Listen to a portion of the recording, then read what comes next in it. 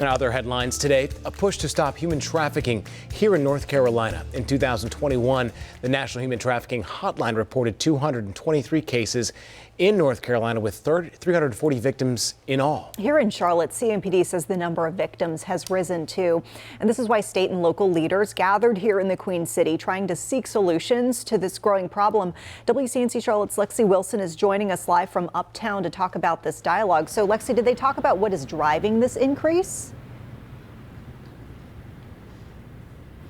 Well, experts say there are several factors driving the increase, but here in Charlotte, we've seen a lot of growth, and with that, some really big events, and that can attract human trafficking.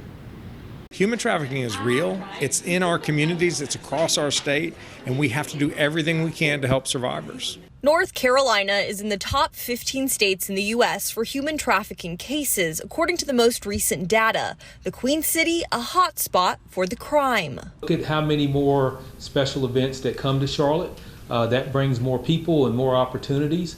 But at the same time, it's a growing issue that we have to get our hands around. While large gatherings are magnets for sex traffickers, human rights advocates say it happens regularly. Several interstates also playing into the problem. This is a crime that happens up and down the East Coast.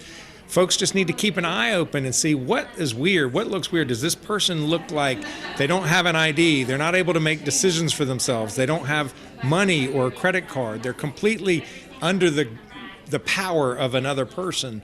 Across North Carolina, leaders have been working to combat the issue. Locally, CMPD officers receive training to help spot victims and respond to the crime when it occurs. Charlotte also has a human trafficking task force. I think one of the things when we work with survivors so often is that there is immense amount of shame, there's immense amount of fear, there's all of these deep-rooted emotions, and so helping them recognize that you can be beyond what has happened to you, and helping them recognize that there is a city that is ready to help walk them through that journey of healing. Officials say right now the crime is happening on social media more than ever before. Attorney General Josh Stein says predators can reel in kids on social media. He urges parents to have open conversations with their children. What are responsible practices?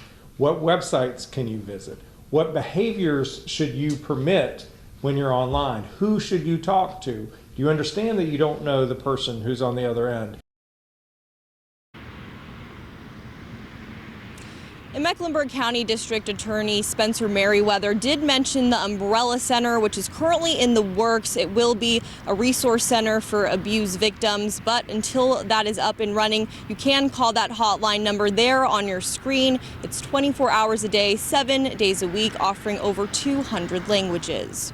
Reporting live in Uptown for WCNC Charlotte, I'm Lexi Wilson. Yeah, it's a big problem in our community for sure. Not everyone is. thinks about it. Yeah, thanks for creating awareness, Lexi.